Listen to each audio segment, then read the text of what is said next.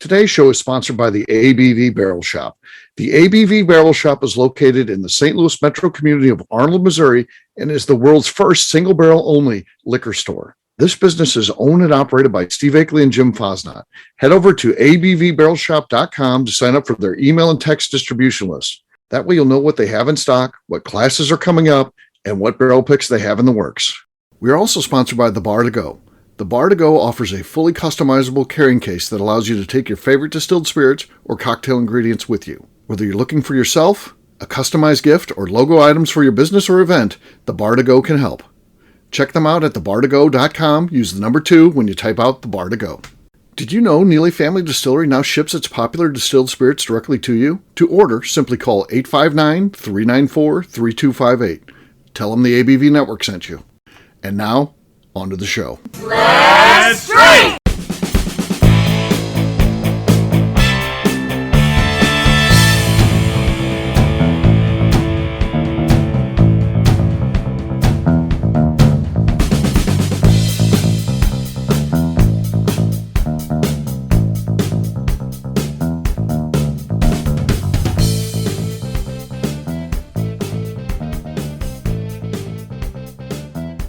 Welcome to the Bourbon Daily, the podcast about everything bourbon delivered to you every day of the week.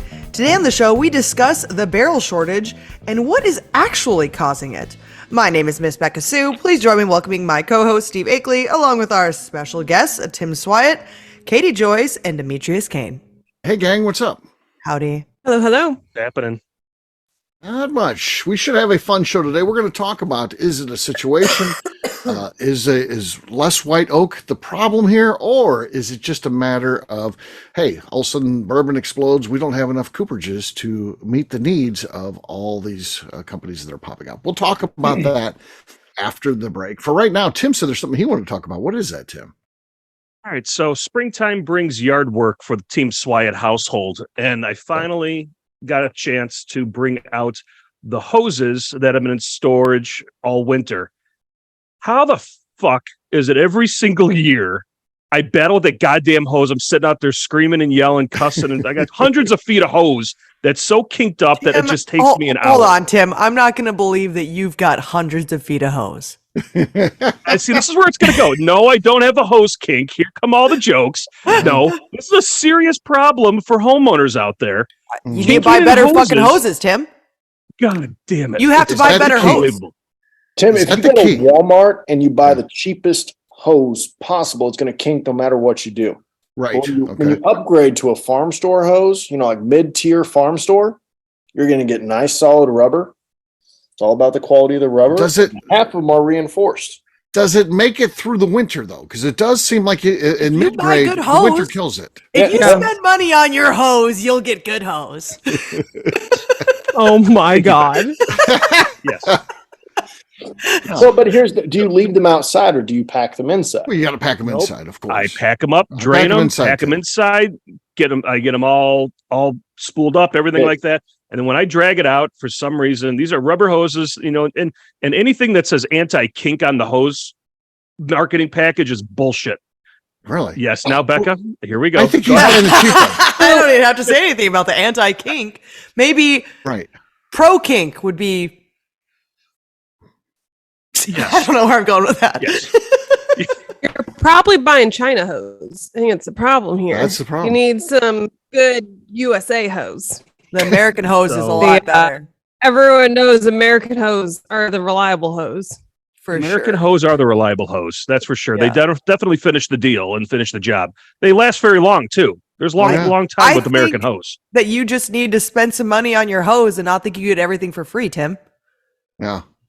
Yeah. Yep. What if we started a hose company? We called it VIPness. VIPness Hose Company. Oh my God. Can we have an Egyptian sandcat edition of the hose? I mean, well, that's what you're rolling up into. That's right. Rolling up into, yes. I just think you're being cheap with your hose. Yeah. And also, are you actually my hose? Are you treating your hose well when you put it up? No. And you're just like, you're really, I mean, you say you're rolling it up, but are you just tossing it to the side and forgetting about your hose? Yeah. Do you store your hose with care? Exactly. I store my hose with care. I have it in the garage, and I've got this whole thing. I've got it spooled around a thing so I can pull it back out for the same way. But some reason Pulling his hose out. I'm There he pulling my goes. hose out every year, and it all gets. I try to unwind it. I'm like, okay, I try to remind myself, always put it in a certain direction so you know which end is the one you're going to grab from. So you know you're grabbing the right. Is that hose. is that a little to the left or a little to the right? You know, I'm usually go from 6 to midnight because we just don't care. So you know, I just work it that way. I was wondering where your kink went. Oh God, it's so frustrating. I am out there for an hour every single year screaming and yelling. Neighbors looking at me. I'm surprised I haven't had the cops called There's on your me. fucking problem, Tim. You don't scream and yell at your hose. Right. And I mean, a full hour. You're not. Yeah, it's not gonna work well for you if you're screaming and yelling at it. I'm going to throw takes this out there, Tim. You know, here's an idea. Just avoid the whole. It's like $40 for a new hose every year. Just throw the old one away. I don't know that you're going to be able to figure out new. Typical hose. man. Buy a new hose every year. You know, just spend some money on the hose and just be done with it. Then you don't have to complain because your neighbors might kick you out. You might get a bill from your HOA. Yeah. Mhm. Oh yeah. It's possible. Because I might There's something For about- having bad hose around, yeah. Yeah, bad hose, screaming and yell at them in your front yard. That's just bad business. It's a bad look, really. Yep. Yeah, it really is a bad look. You know. Yeah. Well, all right. There is something to say about upgrading your hose every year. Every year. Yeah. Upgrade your hose. On that note, it is time to drink. What is everyone? We're going to start with Tim because that looks like a new mic. I Demetrius think had to start drinking already during that Yeah, conversation. correct, Halfway there, correct. he's like, I can't wait. I have to start drinking. I'm done with this. Yeah.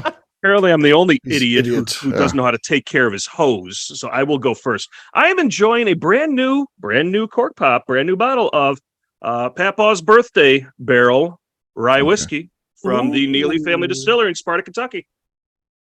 Quiet on the set. I'm looking at you, Demetrius. No.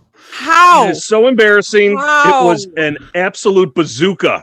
Is Over that here. so? Is that a new microphone or not? And if That So it is didn't the help. same microphone bequeathed to me by the Mr. Bill, and I'm Okay. tweaking settings every single time. okay, might be maybe really Mr. Bill needs to amazing. come in and do a tune-up of that thing or I something. think you're getting Yes. worse. Yeah, I I think remember it is the getting first time we podcasted together, I heard something, and now I hear Right nothing. now, there's nothing there. Nothing It there. all comes down to my host care. That's what it comes Yeah. down to. probably. But I think it's just why it's just like wait. All right. Katie, you are next. Yeah, I'm gonna go with a well-loved bottle of Hidden Barn here. Because with Tim's performance there, I don't even need a new bottle, I don't think, Right. to take the lead on this. All right, here we go. Okay. Oh, that was Basie. But so You far, have the lead. that's the That's lead. so far. But- That's so but far. also the lead so far. Demetrius, let's see what he can do. He's been talking well, trash here. Let's see. I've what got he's got. absolutely nothing. I am no better than I don't even have a microphone. You see, I just use my Wow. computer. Okay. So I'm going to be doing a lightly loved Sazerac rye bottle. Okay. Not much there. Not much. They're cute. Not enough to take over the lead.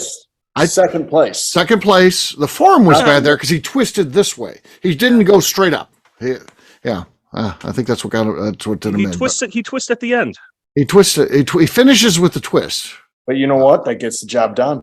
I would say some people would say that is. That Good guy's job. working her bottle with her teeth there. I just Trying to Well, get. she's been working on that one for like 20 minutes. I have 3 new she's got bottles. like all new bottles. Okay. I'm pulling a Heidi right now. Okay. All right. Am I? Let's see. You're next. Yes. All right, I'm gonna do this one actually first. I've got some Kings County Oh. here. They're straight bourbon whiskey that was brought down to us, which is pretty cool. Wow. Ooh. Oh, Wowzers. Thank you, Colin, on that one. Yeah. Jeez. I did not know that they'd switched to a cork. I was about to laugh. I didn't either. I was like, all my Kings County is a screw top. I need to go back, Oh, there you and go. then I need to go back to New York. I've got Boxing Bear here. ABV Barrel Shop, Arnold, Missouri. Oh, that was good. That would be enough to win 90% of the time. Though I did hit the desk too. I fouled, Use your air. but it's okay. It doesn't even matter. You take the foul out. I still don't win with that cannon Becca had there. So she Sorry, wins. Cheers. Cheers. Ding. The boxing beer, it goes really well because it's cleaned so well and the labels are put on just so perfectly straight that's why, usually that's a for sure winner in the pop. Someone said to me, and I had no idea until they said this, the label is actually a boxing championship belt. I had no idea. I didn't know until I saw that's what it is. Someone said that in the shop just this week. I just learned that this week. How about that? All right. We're down to we got one case full and then a partial case. And then we think we lost one in the office. We got to go dig through everything. We think we got one more back there, but we'll see. Lost it. We lost it. Yeah, it's probably at Jim's house. Yeah. Air quotes. Lost it. Yeah. Too bad. Been there. Yeah. Been there. All right. We'll take a quick break. And then when we come back, we're going to be talking about the barrel shortage and what's causing it, because there's some different stories out there. We'll do that in just a few.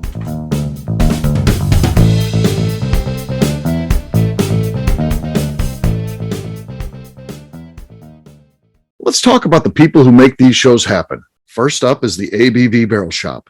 It is the most unique shopping experience in the world of bourbon, as the ABV Barrel Shop only sells single barrels. Owners Steve Akeley and Jim Fosnot select. With over 100 distilleries on board to sell us barrels, we are home to the most unique and diverse barrel pick selections in the bourbon world. By signing up for our email, you will always know what we have in stock. In addition to the single barrels, we'll have a gift shop featuring ABV Barrel Shop as well as ABV Network merchandise. We are partnering with vendors like Art Eatables and Old Man Bay Signs to bring you unique items you can't find anywhere else. We will also have a 24-seat classroom where we are offering educational and fun classes like Breakfast and Bourbon, a series where we pair donuts and bourbon, customer barrel picks, and opportunities to learn from master distillers and other bourbon dignitaries. Best of all, we feature a tasting bar where you can try before you buy. All of this is located in the St. Louis metro community of Arnold, Missouri. If you are in the St. Louis area, please stop by to say hi. If you're traveling in from outside the area, please take advantage of our hotel rates with the Drury Inn and Pear Tree Inn, less than a mile from our shop. This can be done via the links in our Visit St. Louis section on our website. Head over to abvbarrelshop.com to plan your trip. The ABV Barrel Shop. It's where single barrels live. Hi, this is Steve Akeley, owner of the ABV Network. We're sponsored by the Stave and Thief Society. This is where you, a bourbon enthusiast, can expand your knowledge and emerge a bourbon steward. In 2017, I completed my Executive Bourbon Steward certification. It's the most comprehensive bourbon certification program available and connects you with an expansive network of bourbon enthusiasts and professionals. Check out the full listing of in-person and online certifications and join the society today by enrolling at staveandthief.com. Okay, let's talk about the Neely Family Distillery. In 2018, I met Royce Neely at an industry event. He started appearing on our shows, and we became friends during my frequent trips to Kentucky. Today, he is amongst the leaders of young distillers leaving their mark on the bourbon industry. A visit to Neely Family Distillery yields insight on their unique family history, why their products are special, and gives you the opportunity to taste their whiskey, moonshine, and creams. Check them out at NeelyFamilyDistillery.com or visit them in Sparta, Kentucky.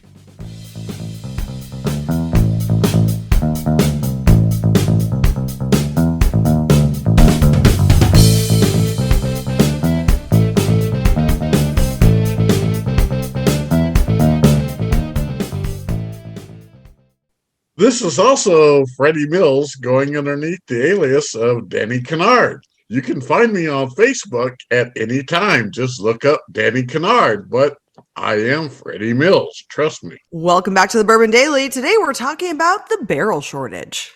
Yes, we are. So there's two different stories. Story number one, and I've got a couple people that are in the business, the bourbon barrel business, Coopers, and they work for Cooperages. They're not necessarily the people making the barrels, but they have jobs at Cooperages, and they say this is not a problem in terms of it's not an issue of the wood. There's plenty of white oak. They've been good stewards of white oak, the industry, and they plant enough, and I guess they anticipated growth in the industry and things like that. And we're good. We're good.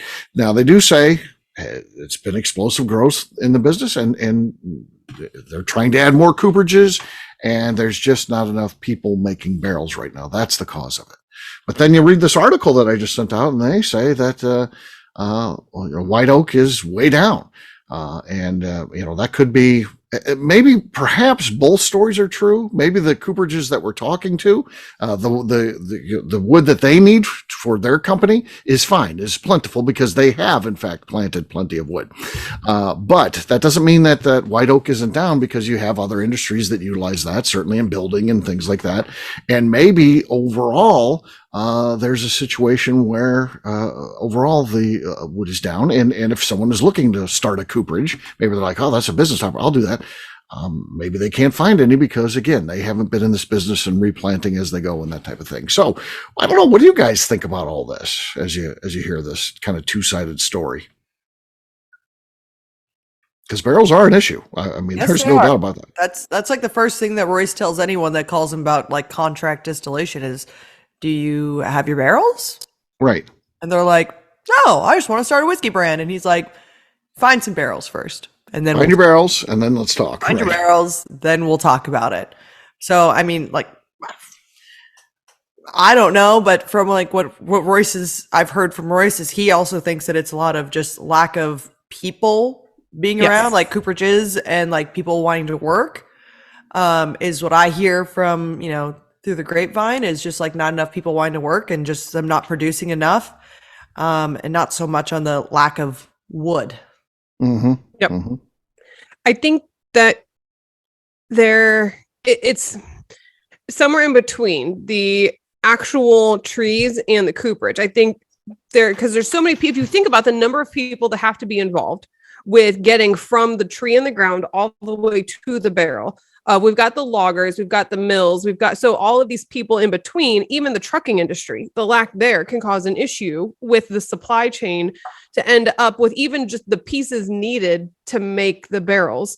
So I think even the supply chain issues we've seen in all of construction and of how long it takes to get windows for a house these days, I think anywhere along the line, it could be varying things of each month, etc. of short on loggers at this time, get that problem figured out. Now we're short on mills available. I think there's so many different ways that in our current times that could get messed up in the supply.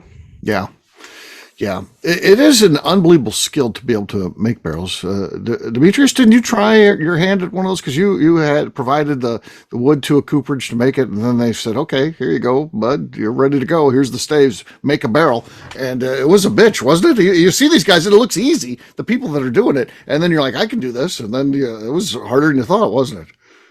Yeah, I was very quickly told that it was the shittiest barrel they had. So, but we kept it. Like it's somewhere. I don't know exactly where it's at. It's really shitty. It was like one of those days where I was just like, man, that's like pretty awful.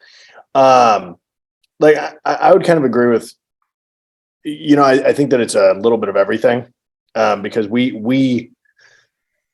I think it's a scaling issue. It's like from running a distillery, it's like one of the things that we have with like sales is that when we start increasing in sales, there's the cost to increase based upon the future demand. And so there's this whole thing of scaling, scales of efficiency, scales of cost, scales of all these things that we have to multiply up. And I think so, even though they might be saying, we've got all the wood here, the wood's not the problem, there's still the cost of processing that's the problem. Because what happens if in, 3 years, hopefully nothing happens to the bourbon or whiskey industry or anything like that. But if it slightly changes, you don't want to be in business where you've built so massive that now you've taken up too big of loans or any of these things, that you now have a problem where you have too much supply and not enough demand. Because there have been a lot of cooperages that had that. That's why we don't have as many cooperages as we once had, because there were too many.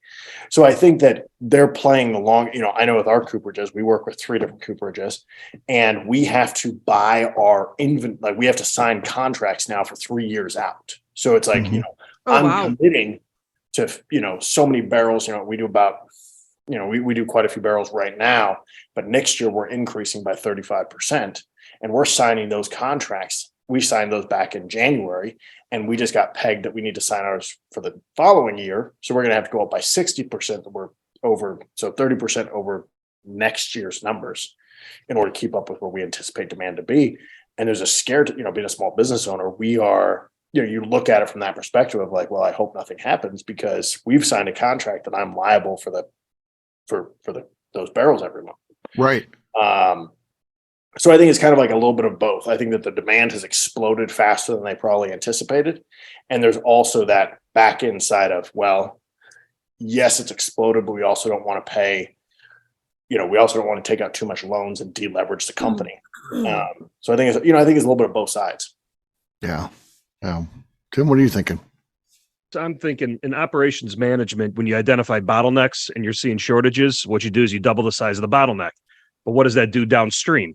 So as Katie, you mentioned, you fix there's a brand that does the whole October Bourbon Heritage Month. You do play their little quiz and they're planting trees and hashtagging this, something, this, that, and the other during the fall, which is great. So the industry is definitely getting in planting trees. It's unfortunate that it takes 40 to 60 years to be able to get that tree to be able to utilize. So if you keep on doing it over the years, then you'll be there.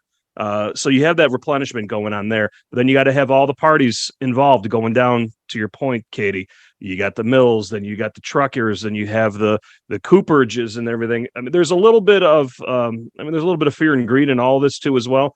Things couldn't be better for the cooperage industry. Yeah, they're getting a lot of flack right now, but everybody wants the barrels. So it's interesting that they're not going down to. You're not seeing people go back down to from 53 gallons. Or trying to get to 53 gallons or staying at 53 gallons, going down to smaller barrels and starting to do that to try to double the size of the capacity coming to them. So you've got only so much wood. How many barrels can you make out of that? It's interesting to see the industry still running to, if you're not considered really making unless you're running that 53 gallon barrel.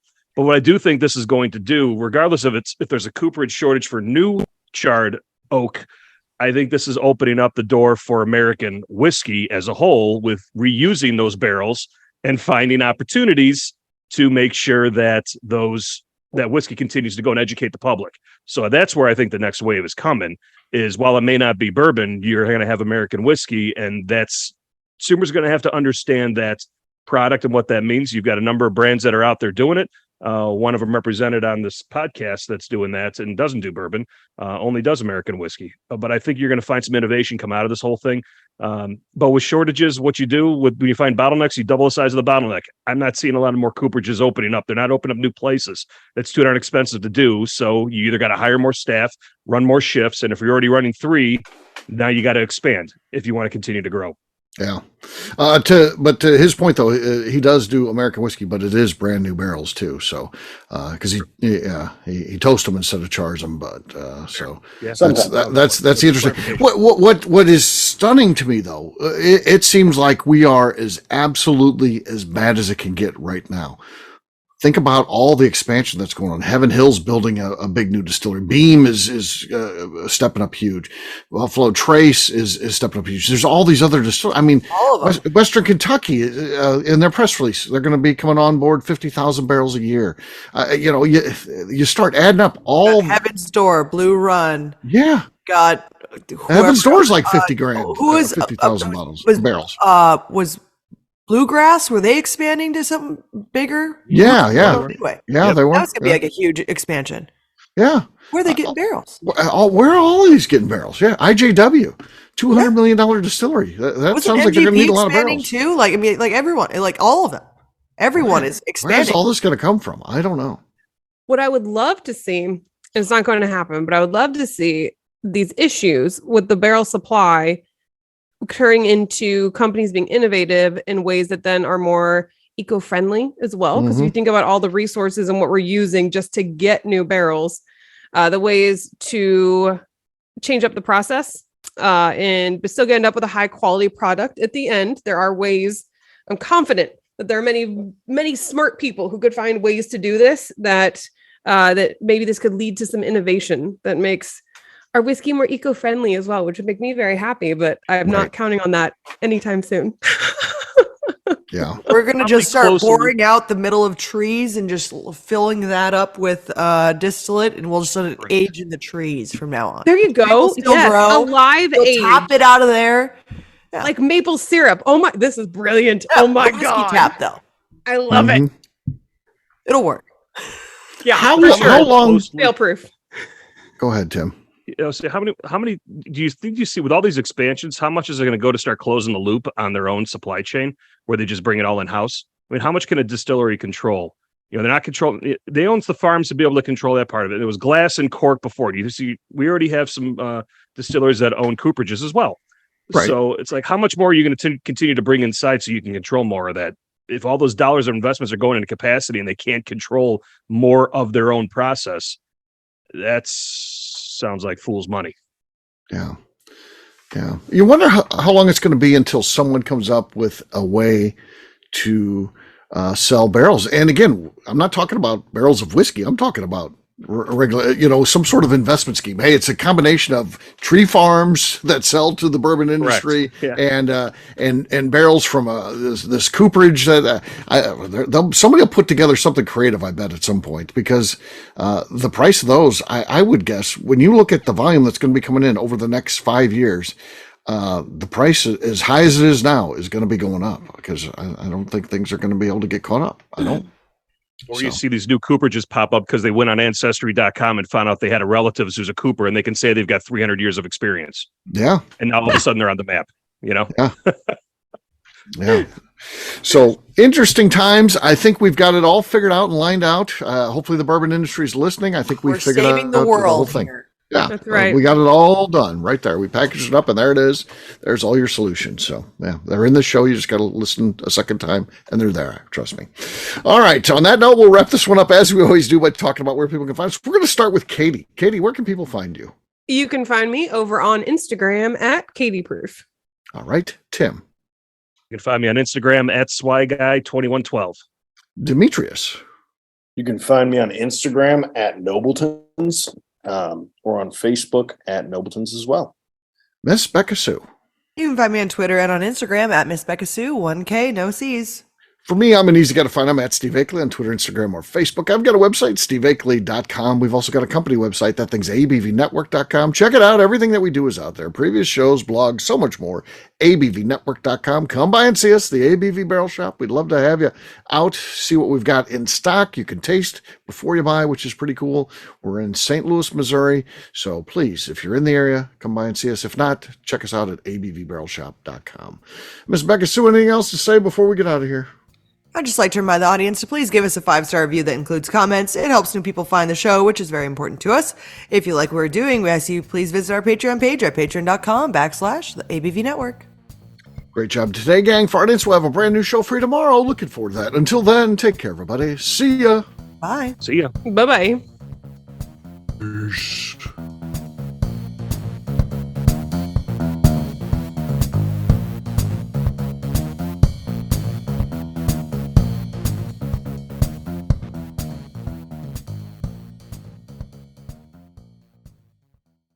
Before we finish the show, let's talk about some great companies that support the ABV network. First up is Moonshine Still Pro. Moonshine Still Pro has a full line of products to help the home distiller. Whether you want to experiment on the stove in your kitchen or you're looking for a bigger setup in your backyard, owner Russell Creed and his team can help. They have multiple still offerings, accessories, and even grain from their partners at Goldstone Mill to assist you in making whiskey on par with your favorite distillery. They can also help you with some fabricated parts you probably can't make yourself if you are attempting a DIY still project. Learn more or order your still or parts at moonshinestillpro.com. Last but not least is the ABV Barrel Shop. While we don't get to play in the allocated bourbon game because we aren't selling the other products you have to do to get those, we do have access via our friendships in the bourbon industry to some really cool stuff. Have you ever seen your favorite craft distiller selling some really cool limited offerings only in their gift shop? I'm talking things like the hazmat offering Distillery 291 did for their 10th anniversary, or Neely Family Distillery's Papaw's birthday barrel. They don't have enough of it to send it out to distributors, so they only sell it via their gift shop. Well, companies like Distillery 291 and Neely Family Distillery have agreed to sell us 2 or 3 cases of these offerings moving forward, meaning our store will have the access to some of the rarest whiskeys in the world. Way more difficult to come by than the allocated bourbon offerings with a national release. Yes, they will be extremely tough to come by, but if you're a customer of our store, you'll have a chance to get them. Get signed up for our email or text list over at abvbarrelshop.com so you don't miss out. The Bourbon Daily is part of the ABV Network. For more information or to become a sponsor, please visit abvnetwork.com. Thanks for listening and cheers. This has been a Steve Akeley production.